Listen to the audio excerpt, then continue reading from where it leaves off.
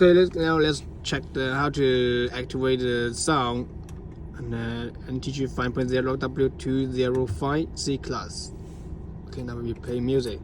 See, it's turning louder and still no sound. Yes. And now we make the sound working. Okay, it's this one, the USB AUX box. Then we need to connect this and armrest. Check this cable.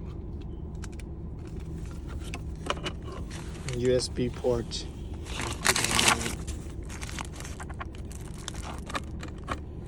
Okay, 1 or 2. Next step, we need to go to my car and we set.